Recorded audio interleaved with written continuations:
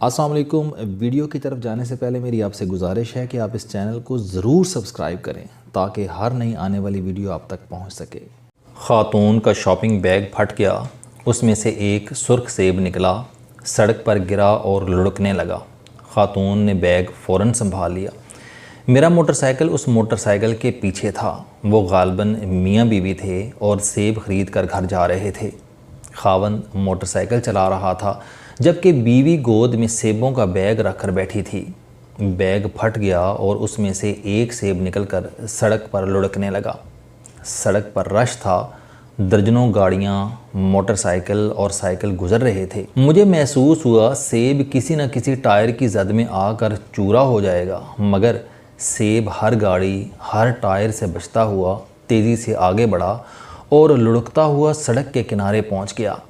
کنارے پر پلی تھی اور پلی پر ایک بھکاری بیٹھا تھا۔ سیب لڑکتا ہوا بھکاری کے قریب آیا اور گیند کی طرح اچھل کر اس کی رینج میں آ گیا۔ بھکاری نے سیب اچکا، اپنی میلی اور گندی قمیض کے ساتھ رگڑ کر صاف کیا اور کچڑ کچڑ کھانے لگا۔ وہ آسمان کی طرف دیکھ کر مسکرا بھی رہا تھا۔ میں نے موٹر سائیکل روک لی، اسے سلام کیا اور اس سے پوچھا، یہ سیب تم تک کیسے پہنچ گیا؟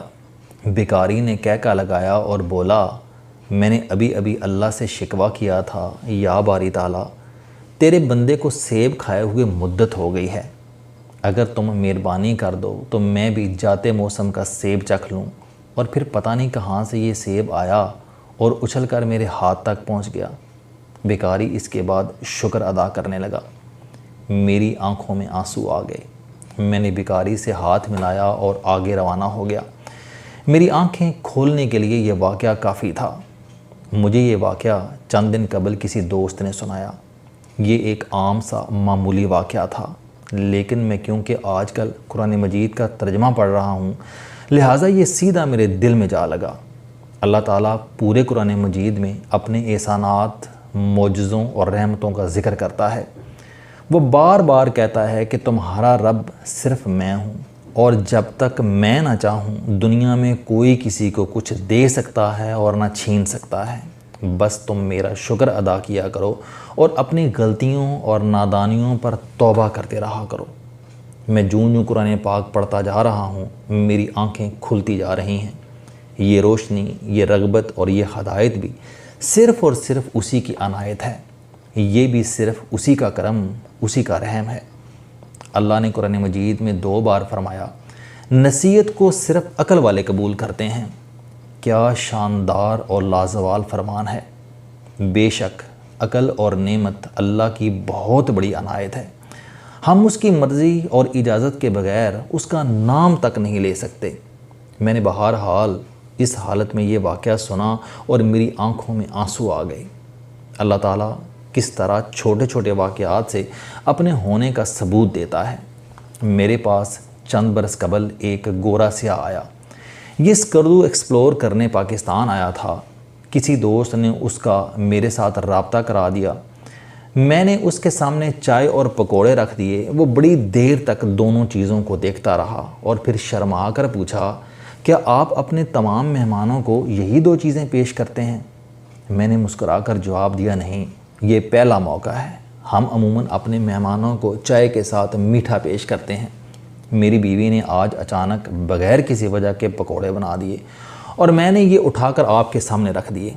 اس نے پہلو بدلا اور بولا، میں نے اسکردو میں چند لوگوں کو دودھ والی چائے کے ساتھ یہ چیز یعنی پکوڑے کھاتے دیکھا تھا۔ میں نے اس وقت سوچا تھا کہ میں اگر دوبارہ یہاں آیا تو میں یہ ضرور ٹرائی کروں گا۔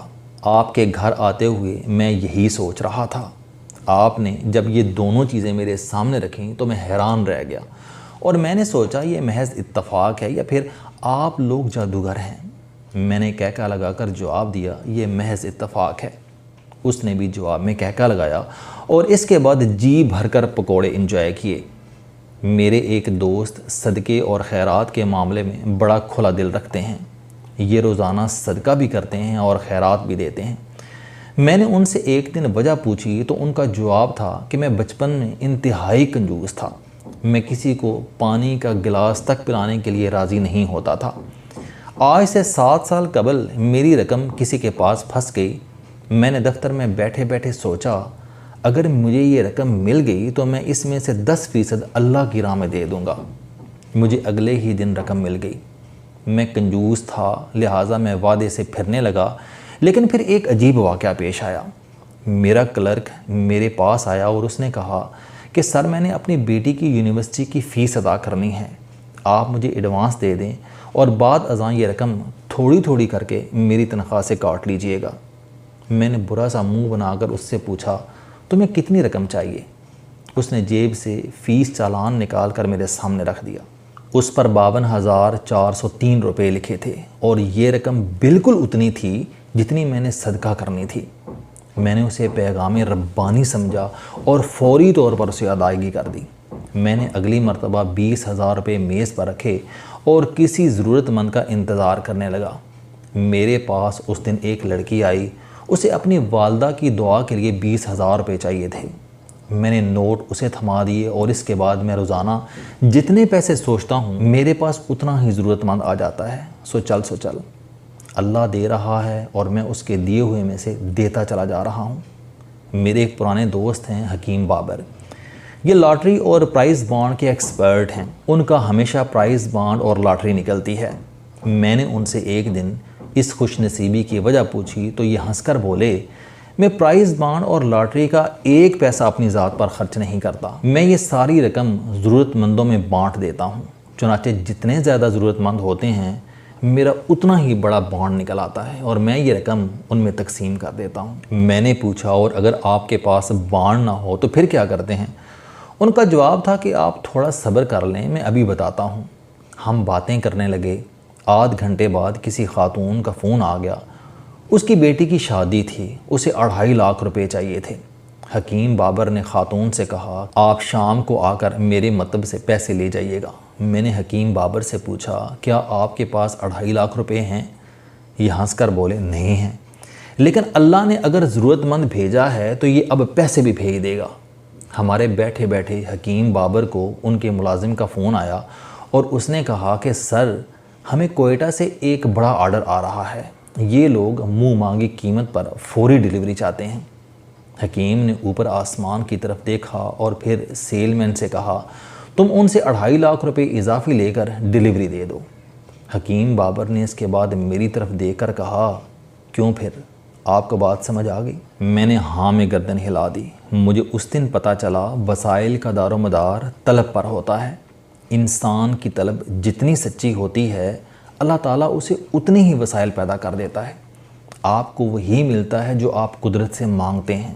مریض شفا مانگے گا تو اسے شفا مل جائے گی، غریب خوشحالی مانگے گا تو اسے خوشحالی مل جائے گی، علم کے طالب کو اس کی طلب علم کے سمندر تک لے جائے گی، کامیابی کی تڑپ انسان کو ناکامی کے گڑھے سے باہر لے آئے گی، سکون کی خواہش عام سے انسان کو مہاتما بدھ بنا دے گی اور طاقت کی تمنا بہرحال انسان کی کمزوری پر غالب آ جائے گی۔